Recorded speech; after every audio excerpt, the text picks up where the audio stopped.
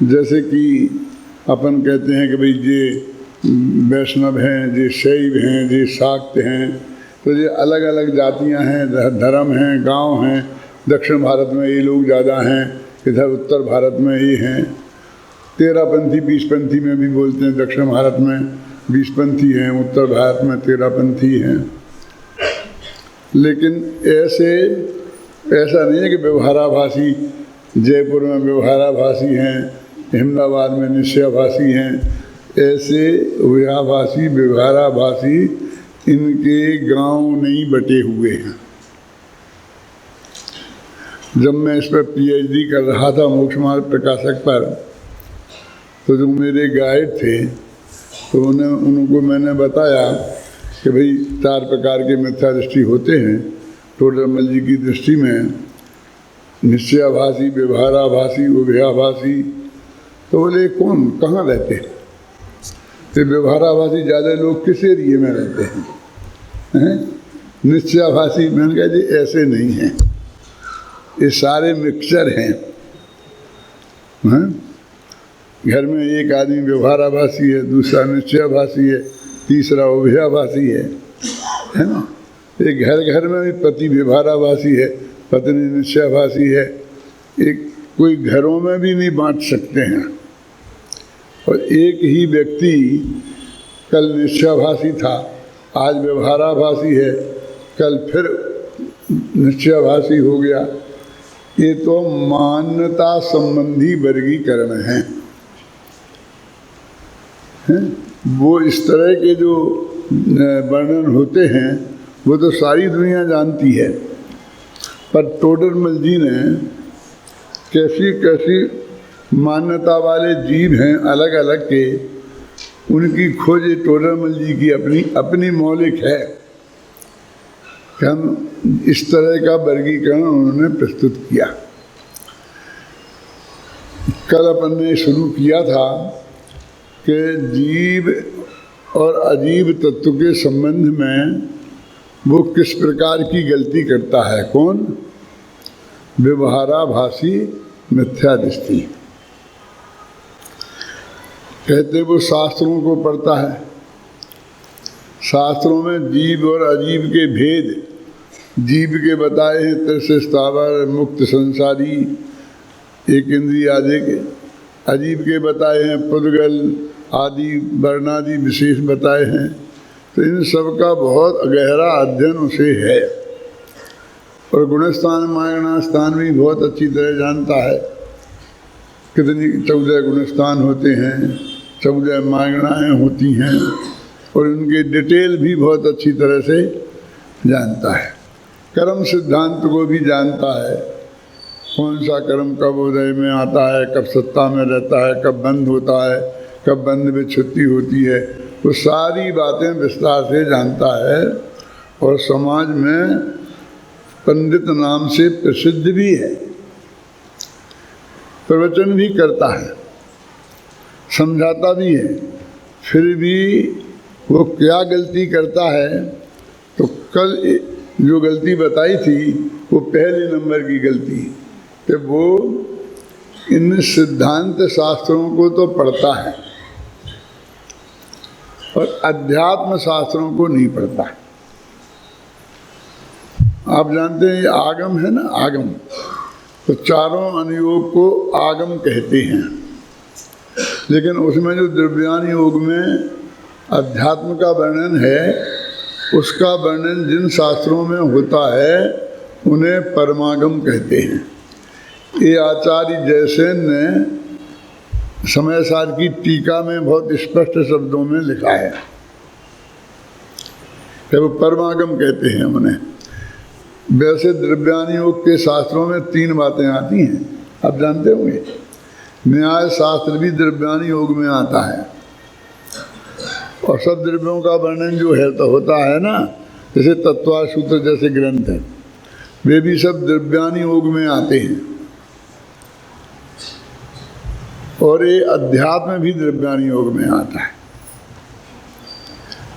तो वो उस अध्यात्म शास्त्रों में जो उन्हीं जीवादिक तत्वों का वर्णन होता है वो दो दृष्टि उसमें प्रमुख होती हैं। कौन सी? एक भेद विज्ञान और एक वीतराग दशा। तो वर्णन का तरीका ये है कि जब हम वहाँ जीव अजीब तत्व की बात करेंगे, जीव अजीब द्रव्य की बात करेंगे, तो जीव अजीब के भेद गिनाते जाएंगे। आप देखते हो तत्व सूत्र में आप ध्यान कर रहे हो, पढ़ रहे हो, बताया जा रहा है इसके इतने भेद हैं, इसके इतने भेद हैं, ये सब भेद भेद बताते जाएंगे।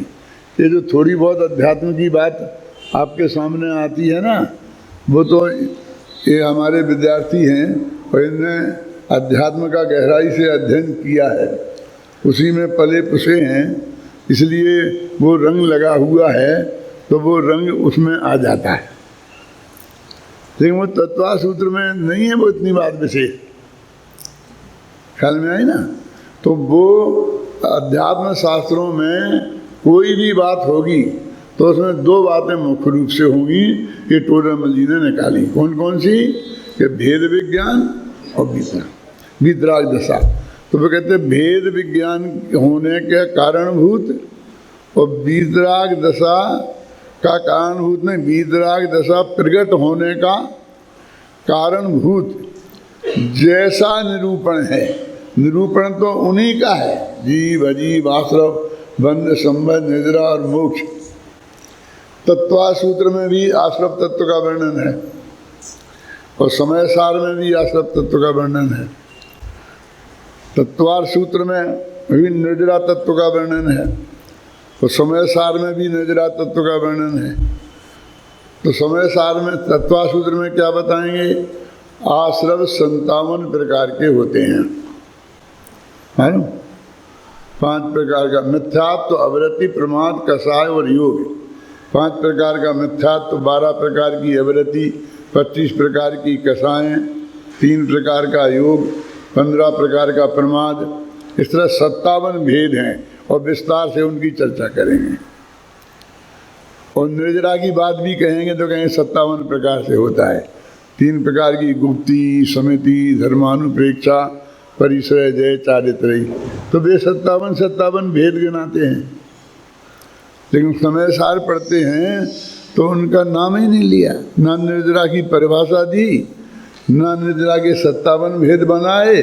और शुरू से ही क्या कहते हैं कि ज्ञानवंत के भोग निर्जरा हेतु हैं और अज्ञानी को वही कर्म फल देतु हैं कि ज्ञानी के सम्यक दृष्टि के भोग भी निर्जरा के कारण है। अरे तुम निर्जरा तो समझाओ पहले, तुम आश्रव तो बताओ पहले।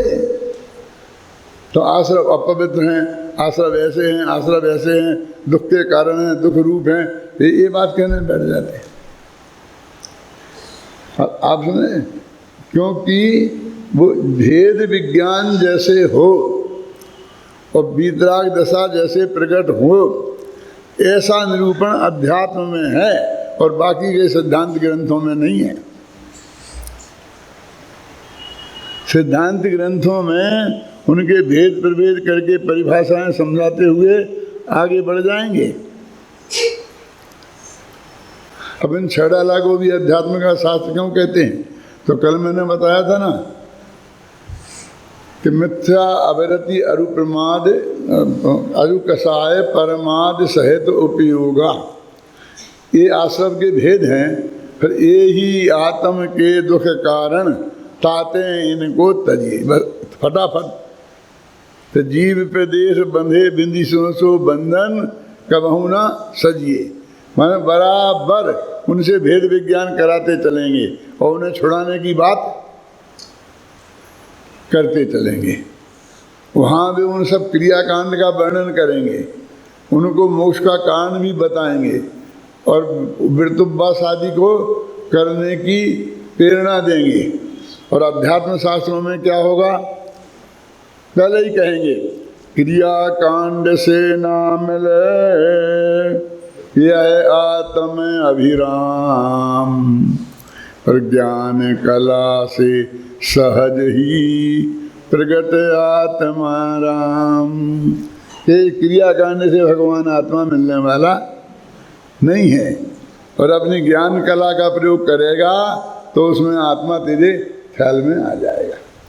ये दोनों में अंतर है। किन में? सिद्धांत शास्त्रों में और अध्यात्म शास्त्रों में। इनको सिद्धांत शास्त्र क्यों कहते हैं? गोमटसार वगैरह को भी। सिद्धांत माने अंत में जहाँ सिद्धों का वर्णन हो उसे सिद्धांत कहते हैं। देखो,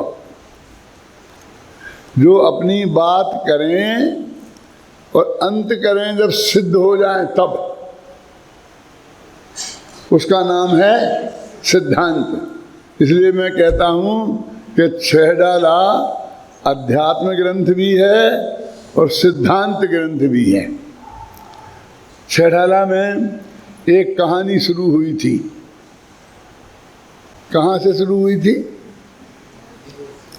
काल अनंत निगोद मझार बीतो एक इंद्रिय तनधार, वहाँ से शुरू थी। बहुत पुरानी बात है, करीब 50 साल तो हो गए होंगे। मैं सोलापुर गया था, तो सोलापुर में एक थी ब्रह्मचारी सुमति बहन, पद्मश्री की उपाधि उन्हें मिली थी और लड़कियों के बहुत स्कूल कॉलेज वो चलाती थी और छात्रावास भी वहाँ था, समाज में बहुत प्रसिद्ध थी। तो उनका वो संस्था देखने मुझे बुलाया तो मैं गया, तो सब लड़कियों को इकट्ठा कर दिया, सब अध्यापिकाएं बैठ गई और फिर मेरे से बोली कि इन्हें आप इनसे कुछ पूछो। मैंने कहा भाई क्या पूछना? ये क्या क्या पढ़ती हैं, कैसा पढ़ती हैं? मैंने कहा आप पढ़ाती हैं तो बढ़िया ही पढ़ती होंगी, इसमें मुझे क्या पूछना? तो उन्होंने बहुत आग्रह किया।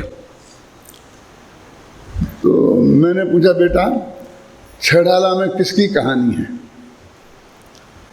तो वो सब एक दूसरे को देखने लग गए, अध्यापकाएं भी देखने लग गए, कोई कुछ बोला नहीं। फिर मैंने पूछा तो एक हिम्मत वाली लड़की पीछे से खड़ी हुई,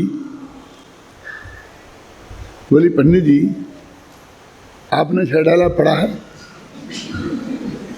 मैंने कहा क्यों, क्या हो गया? कि छड़ाला में कहानी है, वो तो अध्यात्म शास्त्र है, वो तो सिद्धांत शास्त्र है, उसमें कहानी किस्सा थोड़ी है, प्रथमान योग का शास्त्र थोड़ी है। मैंने कहा बात तो तुम ठीक कहती हो, लेकिन मैंने उसकी पहली पंक्ति पढ़ी थी, उसमें ये लिखा था तास ब्रह्मण की है बहु कथा, पे कछु कहूँ कही मुनि था। उस जीव के घूमने की बहुत लंबी चौड़ी कहानी है, मैं भी थोड़ी बहुत कहूँगा। जैसा कि मुनिराजों ने, गणधर देव ने भगवान की दिव्य धुनी में आया है। तो मैंने कहा देखो कवि ने प्रतिज्ञा की कि मैं कहानी कहूँगा, है ना, कथा कहूँगा, लगा ना। तो मैंने इतना पढ़ा था तो मैंने सोचा कि कवि ने कहानी कही गई होगी, मुझे क्या पता कभी प्रतिज्ञा ऐसी करेगा और फिर कहानी कहेगा ही नहीं, है ना। तास भ्रमण की है बहु कथा, पे कछु कहूँ कही मुनि यथा, है ना, स्पष्ट है। कहानी तो उसमें होनी चाहिए। तो किसकी कहानी है? कि जीव की है ना। कौन सा जीव की? हमारी, तुम्हारी, सब की।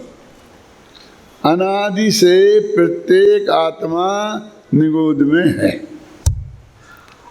ऐसा कोई नहीं है कि जो कभी निगोद में रहा ही नहीं हो।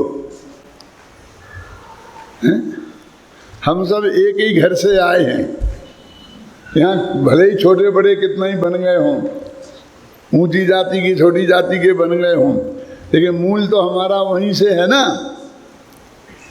फिर उसमें लिखा कि निकसी भूमि जल पावक भयो, तो मैं निकल करके पृथ्वी कायक हुआ, जल कायक हुआ, अग्नि कायक हुआ, वायु कायक हुआ और प्रत्येक वनस्पति कायक हुआ। साधारण वनस्पति को क्यों छोड़ दिया? कुछ छोड़ा है बेटा? फिर पढ़ो। तास भ्रमण की है बहु कथा, पे कछु कहूँ कही मुनि यथा, काल अनंत निगोध मझार, बीत्यो एक इंद्रिय तनधार, निकसी भूमि जल पावक भयो। समझ में आ रहा ना अर्थ? और पवन प्रत्येक वनस्पति थयो। साधारण वनस्पति छोड़ दिया ना, क्यों छोड़ दिया? फिर आगे भी नहीं कहा है? फिर भी आगे कहने लग गए कि दुर्लभ नहीं जो चिंतामणि और पर्याय लही तिस्तणी, तो गया। साधारण वनस्पति इसलिए छोड़ दिया क्योंकि वो निगोदिया है, समझ में ना। और निकसी काल अनंत निगोद मझार, अनंत काल तक निगोद में रहा और वहां से निकला, तो निगोद से तो निकला है। फिर यदि मैं कहूँ साधारण वनस्पति हुआ तो निगोद से निकला और निगोद में ही चला गया, ऐसा नहीं हो जाएगा। कहानी आगे कहाँ बढ़ी है ना? पढ़ी तो आप सबने छेड़ डाला, इन बातों पे ध्यान गया था आपका है? इसमें कोई कठिनाई नहीं है भाषा की, सब समझ में आ रहा है, बस उपयोग लगाने की बात है, माथा मारने की बात है ना। निकसी भूमि जल पावक भयो, पवन प्रत्येक वनस्पति थयो। माने साधारण वनस्पति इनमें निगोदिया होते हैं, इसलिए पानी पीने का निषेध नहीं किया, तो उसमें निगोदिया जीव अनंत जीव नहीं है। पानी में जीव है लेकिन एक ही जीव है, अग्नि में जीव है और उसके सारे भी थोड़े बहुत होंगे, वो छान के हम निकाल देते हैं पानी में से। लेकिन निगोदिया में जैसे आलू जमीकंद जैसी चीज़ें हैं, उनमें अनंत जीव हैं, अनंत निगोदिया जीव है, ख्याल में है ना। फिर हमने वर्णन किया तो हुआ, फिर ये जो वर्णन है ना, तो पहली ढाल में काय का वर्णन है बेटा? चार गतियों का नहीं है, चार गतियों का नहीं है, क्या है? पांच इंद्रियों का वर्णन है। ये निगोदिया तो त्रिंच गति के जीव है ना, लेकिन वो कहते हैं कि वहां से निकला, पहले एक इंद्री हुआ, पहले एक इंद्री में निगोद में एक इंद्री था, फिर उसमें निकल के पृथ्वी का, फिर एक इंद्री हुआ, फिर दो इंद्री हुआ, फिर तीन इंद्री हुआ, फिर चार इंद्री हुआ है। लटी पिपील इन अली आदि शरीर और धरे धरे मर्यो सही। फिर पांचवी इंद्री हुआ, फिर पांचवी के फिर अशेनी हुआ, फिर शैनी हुआ। ये बराबर है कि नहीं है? फिर शैनी पंचेंद्रिय में चारों गतियों के में होते हैं, आप समझे ना। अब ये चार गति आई, वो तो शैनी पंचेंद्रिय के वर्णन में आई हैं, स्वतंत्र रूप से नहीं आई। समझ में आई बात? नहीं आई। तो वर्णन गतियों का है कि इंद्रियों का है? अच्छा, समझ में आई बात? नहीं आई। बराबर ही वहां से इंद्रियों से, एक इंद्रिय से शुरू करी ना बात, क्योंकि ज्ञान का विकास गतियों के हिसाब से नहीं होता है, ज्ञान का विकास इंद्रियों के हिसाब से होता है। और ज्ञान के लिए ये शर्त नहीं है कि कौन सी गति में होगा, सम्मा दर्शन चारों गतियों में होता है, लेकिन पांचों इंद्रियों में नहीं होता। वो शैनी पंचेंद्रिय के ही होगा, है ना। और गतियों में क्या क्रम है? यहाँ आया त्रिंच गति में से तो आ ही रहा था, क्योंकि निगोद भी त्रिंच में है। दो इंद्री, तीन इंद्री, चार इंद्री, अशेनी, पांच इंद्री सब त्रियंश हैं। फिर वो त्रिंज से क्या हुआ, फिर मनुष्य हो गया। तो यही क्रम है। फिर मनुष्य से देव में चला गया, क्यों? फिर नरक में चला गया, फिर नरक में चला गया, घोर शुभ्र सागर में पड़ो, फिर मनुष्य हो गया, फिर देव गति में चला गया, और देव एक इंद्रिय भया उत्तम हुआ चांडा, फिर देव से फिर एक इंद्रिय, तो मैंने पंचेनी पंचेंद्री से फिर एक इंद्रिय में आ गया ना। तो इंद्रियों का क्रम है ये, पूरा चक्कर गतियों का नहीं लगाया, गतियां भी आ गई उसमें, लेकिन चक्कर कार का है, ये जीव की कहानी है। और लौट के आ जा कर के एक इंद्री से शनि पंचेंद्री तक की कहानी, और फिर निगोद में चला गया, एक इंद्री में चला गया, तो कहानी खत्म। अभी कहानी चल रही है कि क्यों चला गया, ये चारों गति में क्यों घूमा। अब ये बताया तो दूसरी ढाल में ये आ गया, फिर छूटे कैसे, तो तीसरी ढाल में ये आ गया, फिर और आगे बढ़े कैसे, सम्मदर्शन हो, फिर अनुवृत्त कैसे हो, फिर महावृत्त हो तो 12 भावनाओं का चिंतन करे, और फिर महावृत्ति हो जाए, और महावृत्ति होकर के फिर यो चिंत निज में तेरे भई, जिन अकथ जो आनंद लहो, सो इंद्र नाग नरेंद्र भा, अहिमिंद्र के नाही कहो। शुद्धोपयोग में चले गए, और फिर मोक्ष में चले गए, और रही हैं अनंता अनंत काल, यथा तथा से वे परिणय। अब अनंत काल तक वे वैसे ही रहेंगे जैसे मोक्ष में परिणमित हुए। तो कहानी कहाँ से शुरू हुई थी? निगोद से। और कहानी कहाँ खत्म हुई? मोक्ष में। पूरे छेडाला में कहानी ही है, हमें कहानी दिखती नहीं है। अब खोजना किसकी? हमारी, तुम्हारी, सबकी कहानी है कि निगोद से निकले और मोक्ष में चले गए। फिर कहानी खत्म होगी। यदि निगोद से निकले और फिर देव से एक इंद्री में चले गए तो कहानी खत्म कहाँ हुई? अभी तो चल रही ना। फिर निगोद में रहेंगे अनंत काल, फिर निकलेंगे, वही एक इंद्री निकलेंगे, फिर 2 इंद्री, 3 इंद्री, 4 इंद्री, 5 इंद्री, ऐसा चक्कर होता रहेगा ना। तो कहानी चलती ही रहेगी। खत्म तो कब होगी? जब वो मोक्ष के मार्ग में आगे बढ़ेगा और मोक्ष में जाएगा तो कहानी खत्म होगी। आपने जो लोग साहित्य पढ़ते हैं, हिंदी का, संस्कृत का, ये सब जानते होंगे अच्छी तरीके से कि जो हमारा कथा साहित्य होता है ना, उसमें 2 तरह के होते हैं, एक कॉमेडी और एक ट्रेजेडी। जानते नहीं? सुना? जो एक तो मतलब मनोरंजक हास्य जिसमें आए, ऐसा है ना, कॉमेडी है वो फिल्म, और ट्रेजेडी दुख ही दुख, रोनी रोना हो। तो अपना छेड़ाला कॉमेडी है कि ट्रेजेडी है? आप जानते हैं भारतीय नाट्य शास्त्र का ये नियम है, काव्य शास्त्र का, कि कहानी सुखांत ही होनी चाहिए, कहानी दुखांत नहीं होना चाहिए। ये दुखांत वाला जो सिद्धांत है ना, ट्रेजेडी, ये तो पश्चिम से आया है, ये तो अंग्रेजों से आया है, उधर का सिद्धांत है, अपना इंडियन सिद्धांत नहीं है। अकेला जैनों की बात नहीं, जैन भी उसमें शामिल हैं। सारे भारतीय सुखांत होना चाहिए, ये नियम है।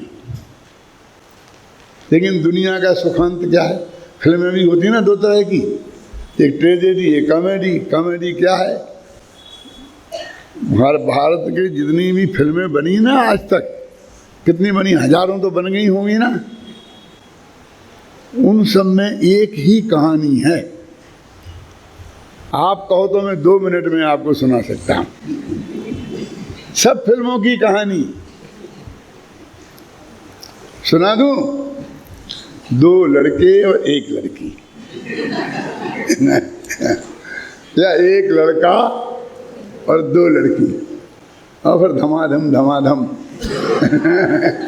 राग देश की जितनी भी घटनाएं हो सकती हैं, राग की घटनाएं, नाचना गाना और जो भी हो सकती हैं वो सब, और देश की मार काट है, और धमाधम, और अंत में एक मर गया, वो जो खलनायक था ना वो मर गया, नायक और नायिका की शादी हो गई, दोनों ने हाथ मिलाया और चले गए। ये कॉमेडी हो गई, सुखांत हो गई ना।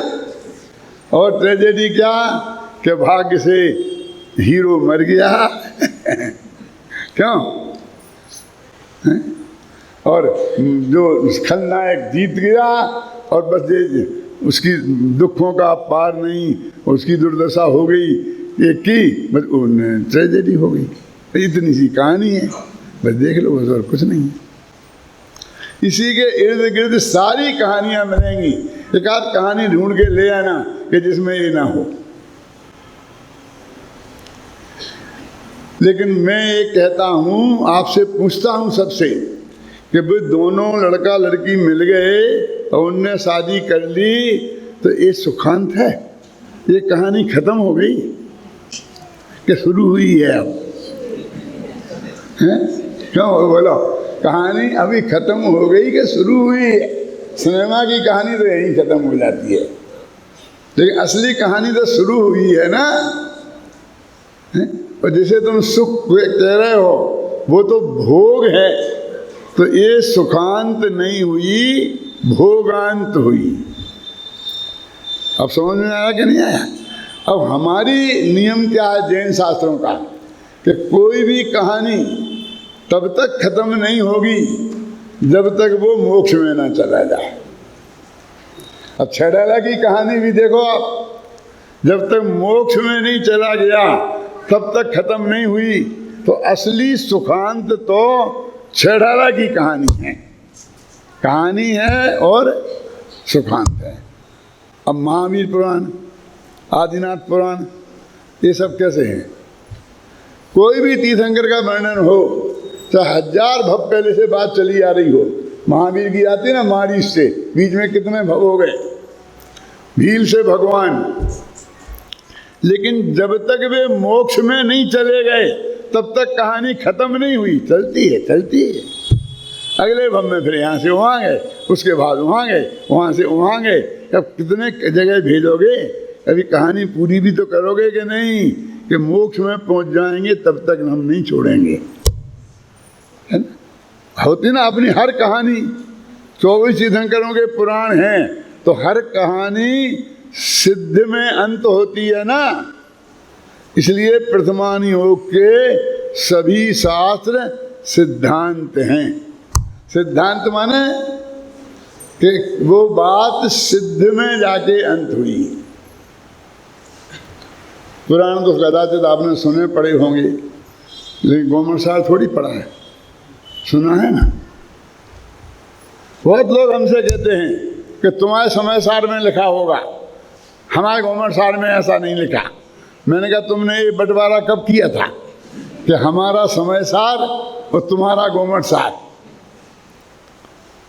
अरे हमारे पंडित टोडरमल ने गोमरसार की टीका लिखी थी, समय सार की नहीं लिखी थी।